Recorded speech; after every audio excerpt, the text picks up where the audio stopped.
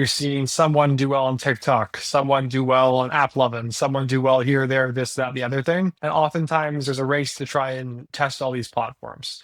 All right, episode 13, we're back, Dylan. Both back from vacation. How Ah, are you feeling? yes. I'm feeling ready to go. I'm feeling ready to get back into chatting about ecom. Like a spring chicken, ready to Oh ready yeah. to chat Oh about yeah. ecom. Ready to go. Ready to go. Well, I'm stoked for what we're talking about today. This is something that comes up a lot in our world, and I'm certain a ton in your world. We're going to chat today about when should D2C brands start advertising on different channels. So I'd love to start with your kind of anecdotes or take on like, where do you see this pop up the most frequently? Like, or like, what's a frequent scenario that gets brought to you around this topic? Yeah. So I think that talking about channels, specifically different ad networks first, it's often brought up, interestingly enough, by brands that are on the smaller side initially. So Mm, maybe you're doing $1 million a year in sales or a couple $1 million a year in sales, and you really want to go and try to do a bunch of different things. You're seeing someone do well on TikTok, someone do well on AppLovin, someone do well here, there, this, that, the other thing. And oftentimes there's a race to try and test all these platforms. So we often get asked, hey, should I go and advertise on platform X? In our experience, most common is you'll have one kind of dominant paid social platform initially. And for the most part, that's going to be often Meta, not always, but often. And then you're also going to have Google as like an initial kind of starting point. And I want to make one clear distinction. Um, I'll often say pick one paid social platform and get it to a place where you're at least spending a couple $1,000s per day at least before you start thinking about placing ad dollars in other paid social networks, unless you basically identify it as unviable. Why do I say consider Google? And it's because the probability of success and or the risk associated is often very, very low. So for a lot of D2C brands, shopping campaigns are like the predominant spender, and it's just so simple and low risk to set those up with like target ROAS bids that often it's just going to make sense to advertise there initially. So essentially the real question to me with paid acquisition and diversifying that is like trying to go and find new sources of top of funnel demand creation, and usually that's going to be on a social network or something similar. interesting. There was a couple things that I was thinking as you were talking. The first one is there's this concept financially in scaling a brand where like whether you're talking about ad channels or you're talking about products or you're talking about like how many fulfillment warehouses do you have, every new kind of like variable that you bring into play, you have a new like minimum level of spend that you need to get to before you can optimize that thing. So for example, like if you have a new SKUs, I'll use that as kind of like an analogy. New SKU, every time you have a new SKU that you keep in your catalog, there's a minimum amount of inventory that you now have to hold of several SKUs instead of like your first hero SKU. It's kind of like that with the ad channel thing, right? That like you need to have enough ad spend volume to make it worthwhile and to be able to actually optimize. And so if you have like a bunch of different channels, and you don't have enough budget to like get to a level where you're spending meaningfully on each one, you have the same issue. You have the same issue with fulfillment centers. I have a lot of brands who are like, dude, I want to expand to 3 fulfillment centers to optimize my freight out costs. And like you're not at a big enough volume yet. You don't have enough orders. You're going to end up having to just carry a bunch more inventory. You don't even have enough volume to like actually reap those benefits. Is there a similar thing with ad spend? Like I know you have to spend a minimum amount to like get the algorithm working and whatnot. Like as a general, I guess my question is it better to think about focusing on getting volume up and optimizing a smaller number of channels, and then once that's working and you have budget to allocate meaningful spend to a new channel, then start working? Or how do you guys think about that?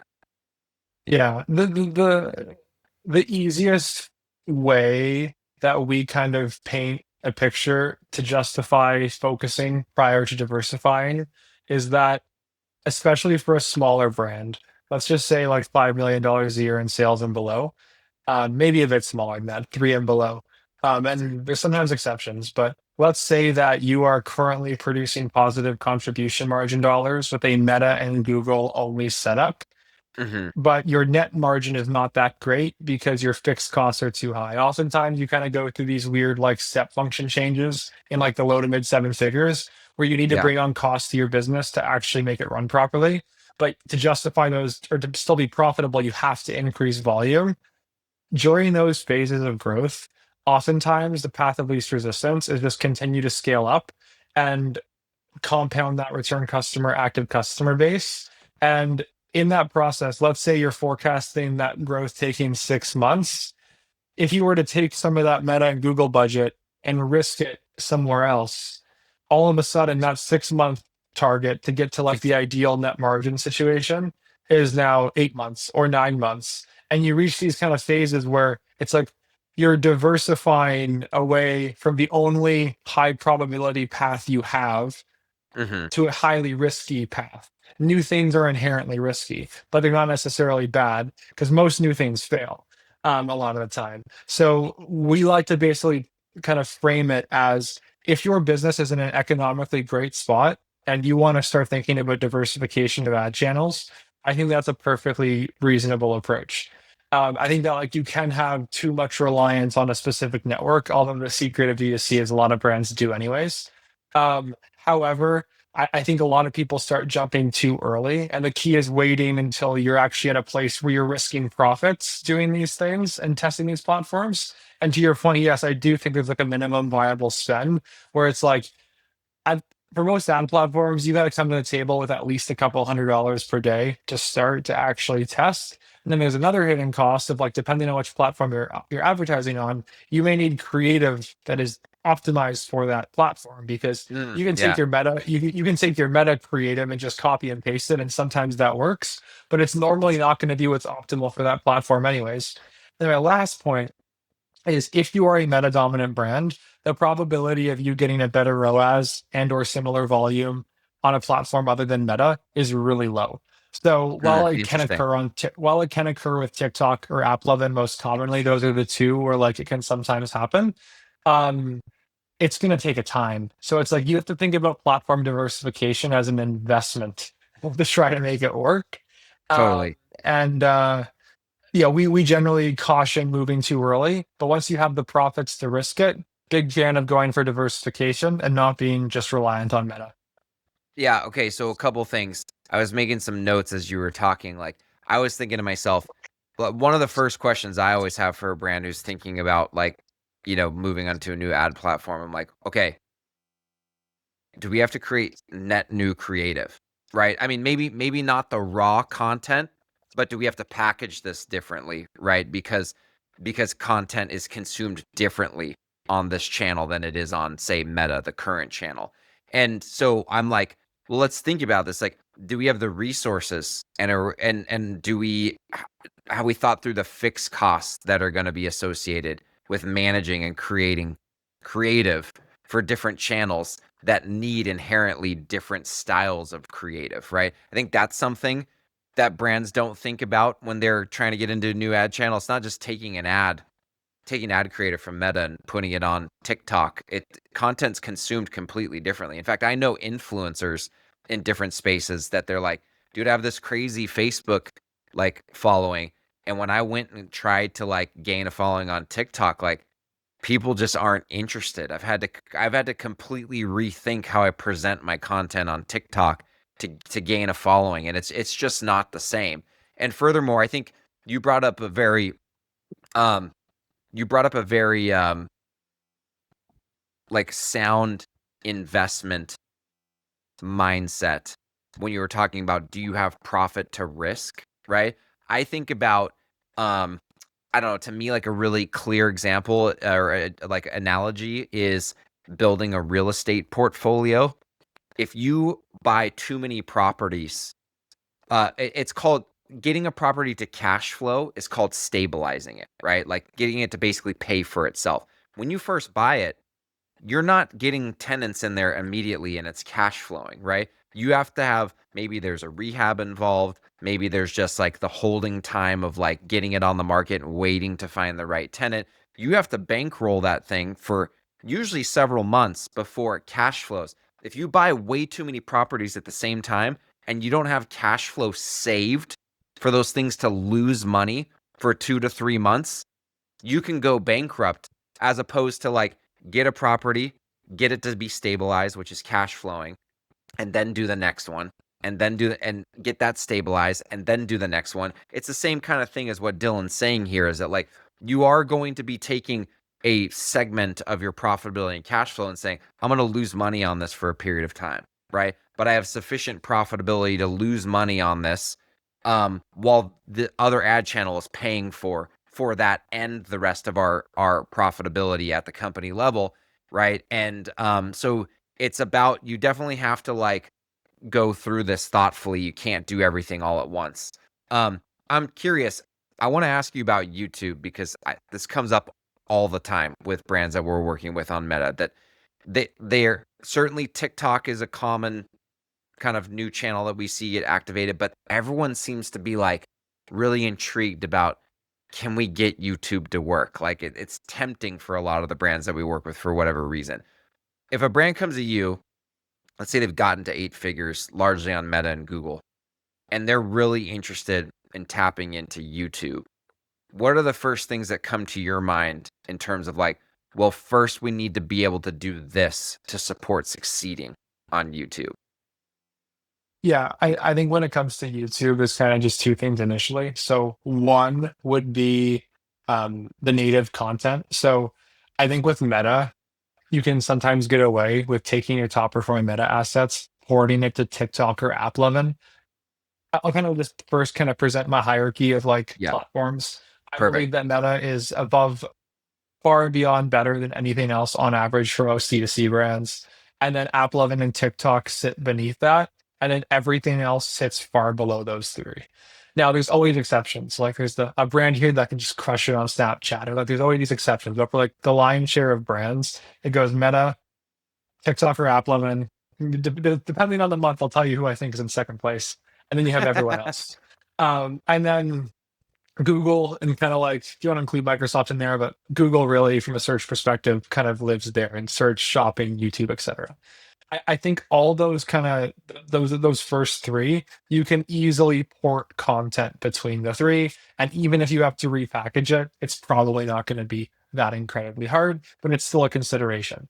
So to me, it's less about, there's the creative component of porting, but it's more about the budget and the probability of success with the allocation of those dollars. For YouTube, I think it's predominantly native content for YouTube, because I don't think it's as easy to port over an ad that works well on those types of platforms into YouTube. I think it has to be platform specific. And then measurement as well is often a little bit harder. So how you're measuring that with either like a third party tracking tool, incrementality testing, and or post-purchase surveying, I think is more important on a channel like YouTube, where some of the delivery is less likely to be as like immediate purchase or purchase on the same device. Whereas on some of these other platforms, the measurement of it's a bit easier. So I think like at the end of the day, like this is one of those games where it's like anyone can be right or wrong. Like for your product, this type of ad placement or product might work better. But generally speaking, the path of least resistance for most brands is going to be starting with Meta and Google, and then picking AppLovin and or TikTok as like that secondary approach.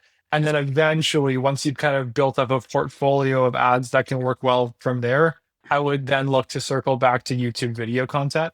But again, depending on what you're selling, it can sometimes make an impact as well. Okay, connected TV. What are your thoughts on connected TV? Like, or I mean, I'll just say broader TV, and then we can like, I know there's like some sub channels within TV, but like, when do you generally, when does it make sense, or when have you seen it work? Either the size of the brand, or like, when have you seen success on TV, on some form of TV advertising? I tend to see it in Yeah. the bigger brands we work with, who have like really high Meta budgets. Like they're spending high 6 figures a month, some of them 7 figures a month. and they're looking for new top of funnel volume, there's always an argument over like incrementality and like true like accretive, that it's truly accretive to the bottom line. But what are your thoughts? Yeah. So first of all, clear thing to call out is that Aplo, we don't actively manage TV spend. So our experience is more so in the, I guess, team-wide discussions about, hey, if you have this media spend budget or this potential to spend media, how do you allocate and risk dollars across the suite of ad channels that you can advertise on? And I've seen TV spend successfully for brands as small as like high seven figures, low eight figures. So it is possible. I think that when that occurs and when it happens early on, it's usually going to be because of the fact that you're potentially going after an older demographic that just tends to exist on certain networks. And there are some arbitrage opportunities. And that gets into like what type of TV advertising are you doing? Yeah. But broadly, as you think about like the more mass market appeal TV advertising, I do think that when you can start when you can start to explore that is when you really are starting to have a hard time to generate more top of funnel awareness on your like traditional advertising, digital advertising channels for like most ecom brands. And I would say I agree. Like it's going to be a larger brand. So the rules I would apply or build is like, do you have a demographic fit that is just like that ad spot is just like very valuable or possibly very valuable to you? Then maybe it makes sense to explore that as like a thing to do earlier on in like the low eight figure range. Or am I truly saturating audience on some of these digital platforms? My opinion on some of those things, though, is like I would try very, very hard to not do what I would consider to be this like top of funnel building Hmm. unless it is like a last resort thing in that I don't have any other better place to deploy capital to try and acquire customers. I would probably rather go and sell in a different market before doing some of those things. Not to say it's not valuable. It's the measurement of it is obviously harder. You have to start doing more like incrementality based measurements, and it can be incremental. But oftentimes there's going to be lower hanging fruit. But obviously, at a certain size and scale, you do start getting into these kind of periods where maybe it is your best option. Well, I think the other challenge that I've seen in the examples of the brands I've worked with who get into TV is that generally I've seen that you've got to spend quite a bit. It's not like getting on to, testing Meta at a couple $100 a day or testing TikTok at a couple $100 a day. Every time a brand comes to me for approval to spend on TV, it's like literally, can we spend $50,000 next month? They want us to spend 100, but like I got them down to 50 to test, right? And look, I'm not like passing judgment on this. I'm just saying like this, I've seen this as a pattern.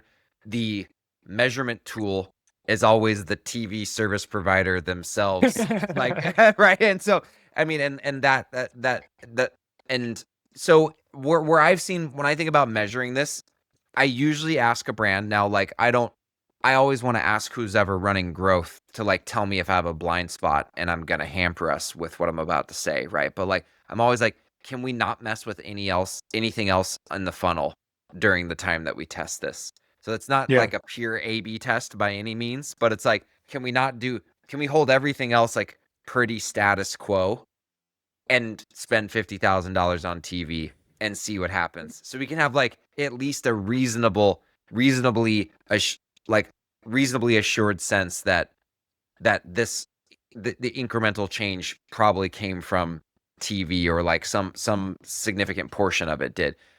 It's really challenging. I've had this happen a couple times where a brand is messing with a bunch of different things in the funnel, significant things, and then they go test TV and something happens and we're like, dude, I don't know which of these things caused this. Um, but usually when I'm in that situation, I have seen this kind of, and I'm sure you've seen this before, where a brand gets into this desperate situation where they're just trying stuff and the different ad channels are just a part of it. And in desperation, they're trying a bunch of them at the same time. and it's not like super well thought out, right? Why we're deploying one versus the other, how much to spend on each, what creative we use, how do we measure it? And in those moments when there's this very desperate testing of a bunch of different channels, it's just really, really hard to tell what might be causing what at that point. Yeah, I also think there is like one of the things I'm super grateful for. I mean, one of the things we learned a lot about being an agency is that because we work with so many different brands, we get to see like how different operators think about strategy and deployment of strategy, and this also gets into like going across ad networks. And there's pros and cons to every approach. Like some brands we work with, a brand founder will be like, foot on the gas, go and try everything. And oftentimes operators like that is one of value because the pace of iteration on anything is very fast. On the flip side, there's like the if it ain't broke, don't fix it, don't try too many things. And I think what I've learned is in reality, there's like a time and a place to do either Totally. or, and it's trying to refine your ability to decide when I'm going to do one or the other things. And I think one thing that I've seen or learned is when you are doing those like harder to measure tests and you want to validate the test, you want to do probably something more similar to what you were just referring to, John, with like your best to hold out to single out that one variable. Oftentimes, though, the operator who wants to try new things also wants to try a million other new things. So it's Totally. actually very difficult to have the discipline to properly validate or allocate the time and spend over a long horizon to properly validate some of these initiatives. It takes a one term that or one phrase I often come back to is like admit it can come across wrong, but it's like sometimes doing nothing is doing something. You're opting strategically to just wait and validate if what you're doing is actually working or not, and giving things the proper amount of time to decide, okay, this is going to work or not going to work, or I now have to change and adjust course this way. I think that especially for like uh, funnels that have longer sales cycles. Maybe you're selling a higher AOV item, or you're trying to validate different SKU based LTVs. Sometimes, literally, the best path is to just not change something for a handful of weeks. And it's painful because you want to, but the benefit you get from validating some of these tests is so great that it's just Yeah. worth it. And it's really hard to do when you're trying to be go, go, go, go, go and iterate, iterate, iterate. Well, so look, if you've listened to any of the 12 episodes before this, I think quite often we come back to this concept of like, how does this fit into the strategy? And what's the right risk adjusted bet, right? And if there's any like kind of like themes in all of our shows, we always come back to that. And so my question oftentimes, I think a lot of times people think like CFO just always has the perfect financial model, right? And certainly a core part of our job is financial analysis, right? Whether that's forward looking or looking in the rear view mirror. But I actually think a big part of a CFO's job is rigorous investment minded decision making, rigorous strategy minded decision making, and to impart that on the team, right? We should be the most rigorous, strategic, and investment focused thinkers in the business. And sometimes that's not like, sometimes that's a qualitative discussion, not necessarily backed by numbers. And so, like, what I heard you saying from the CFO perspective, which is something that I try to ask brands when they come to me with trying to launch anything new, right? New product, new ad channels, new sales channels. It's like, why?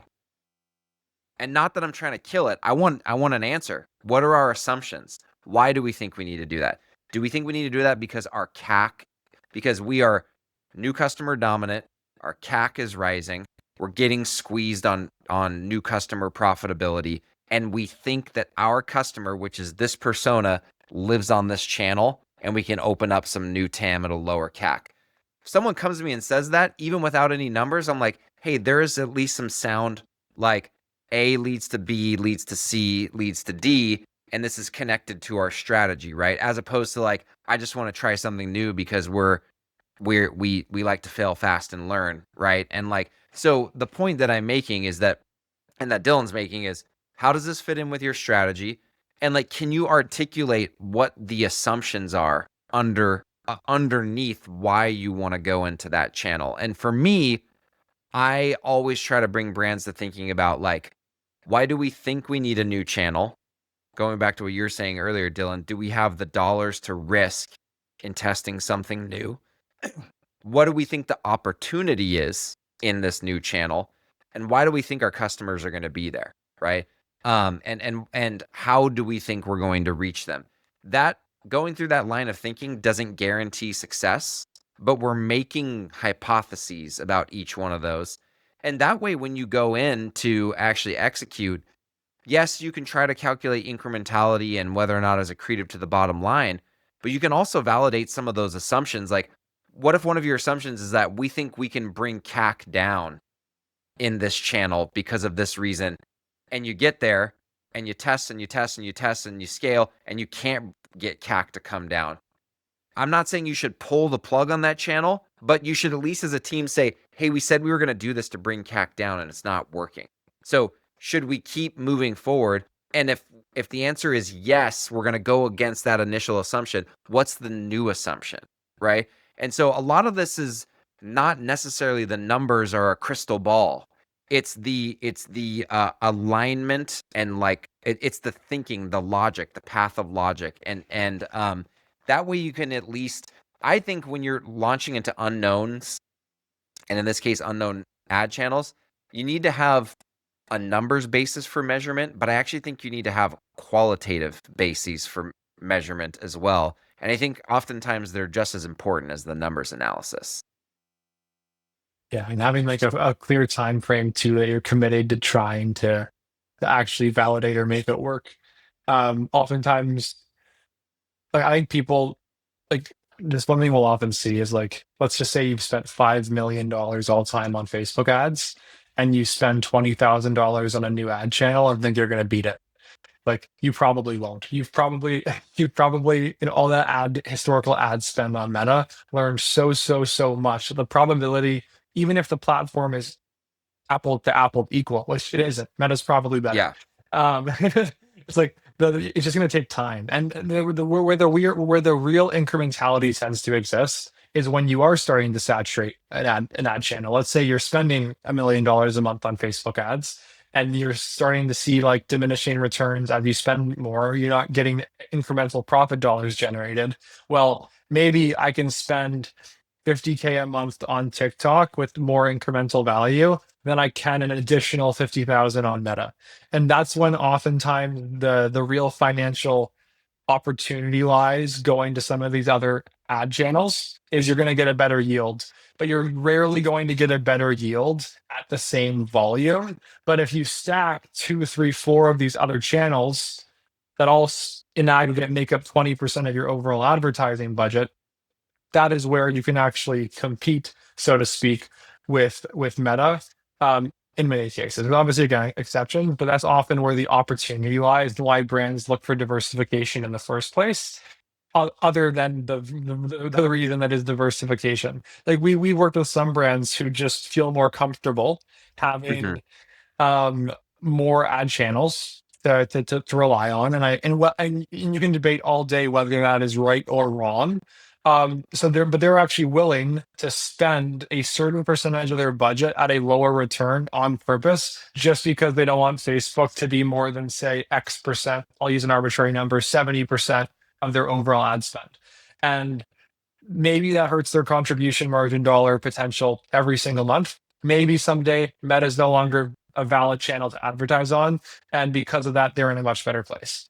It's a trade and it's a financial decision that you might make, just for the sake of diversification. But there are also often real opportunities to get more positive gains on these other channels, but they aren't necessarily always going to be the best thing to do depending on the size of business here. And I guess the other side of this, other than ad channels, John, is like sales channels.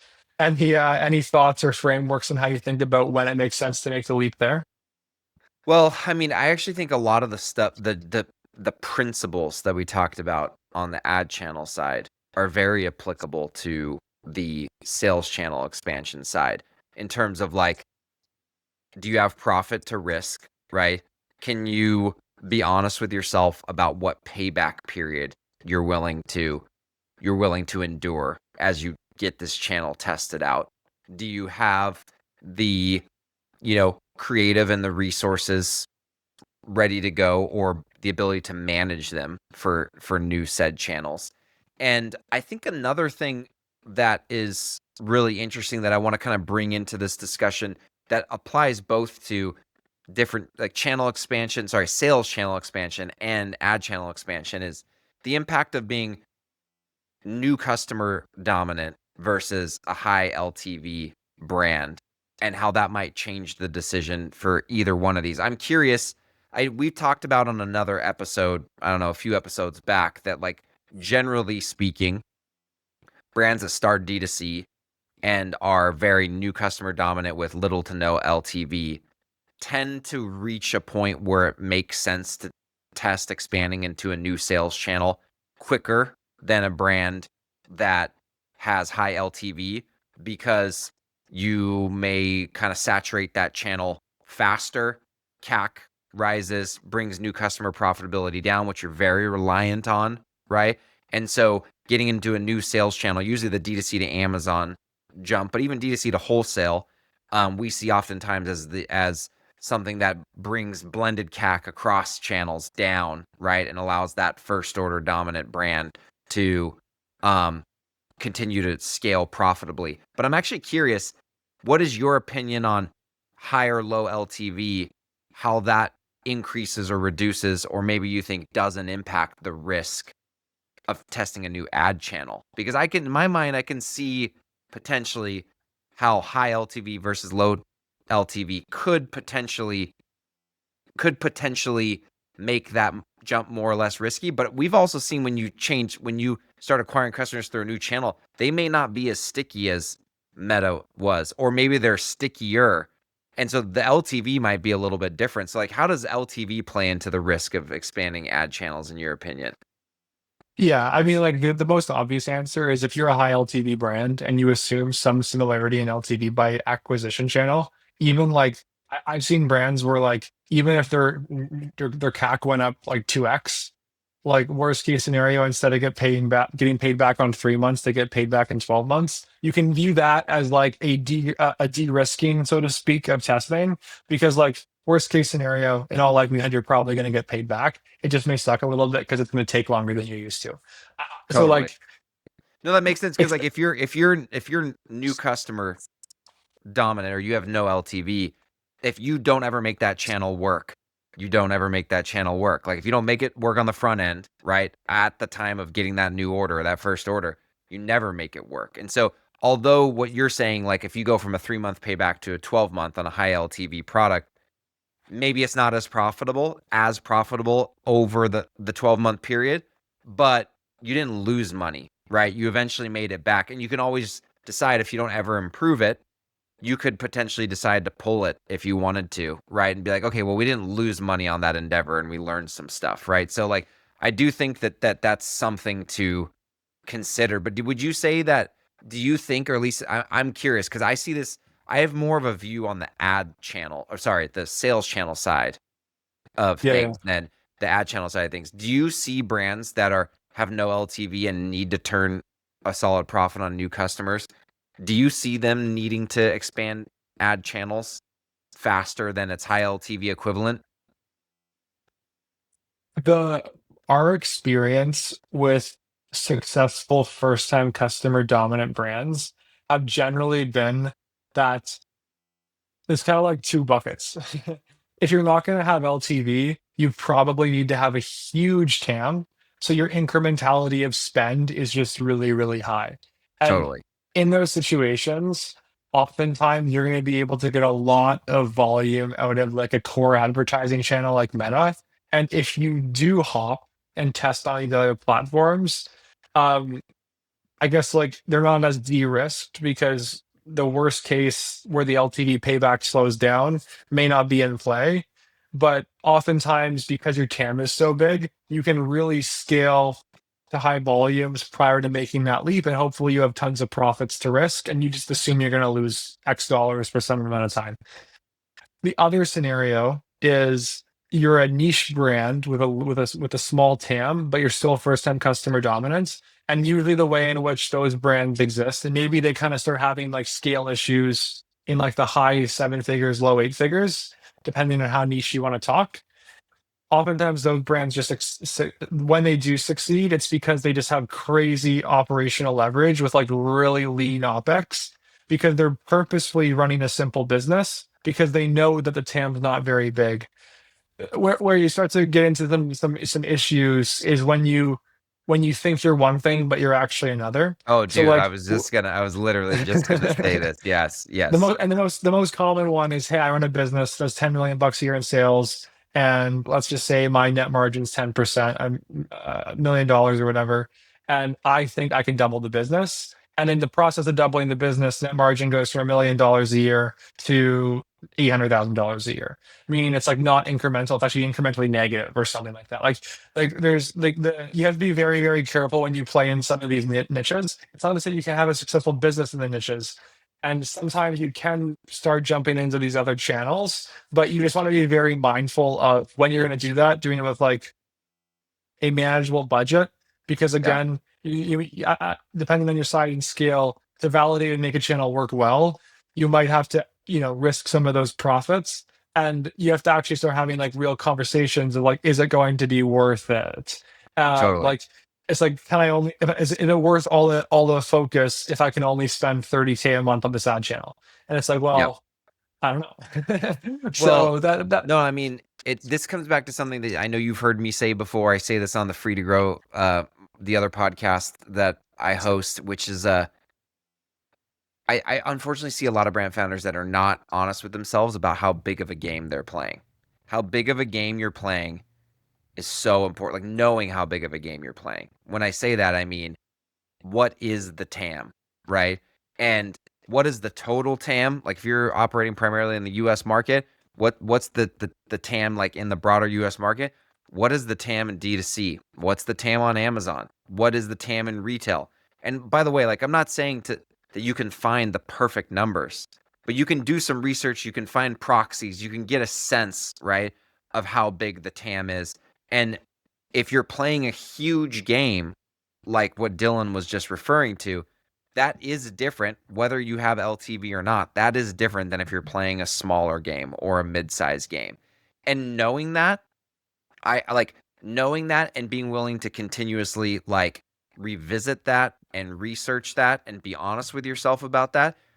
Dude, I'm telling you, like that sets the difference between a wise founder who's like a wise operator who is like sophisticated and one that is just kind of like trying stuff and unsure of what's going on. And like you said, if you mismatch, like if you think you're playing a huge game and you're building your business with the overhead and the resourcing, assuming that you're playing the huge game and you're spending your marketing dollars, assuming you're playing the huge game and you're playing the smaller, the mid-sized game, profitability is just very hard to come by and mostly impossible at scale. I've seen in my experience. And so there's no way to know for sure, but there are ways to make intelligent estimations of these things. And you definitely want to be willing to face the facts on this and not hide from it. And I think that other thing too is like it also gives, and this is a whole other conversation, but like when you are thinking about like, are you playing a small or medium sized game? It's like, especially if you're playing a small game, like your KPI probably isn't even net profit; it's probably retained earnings.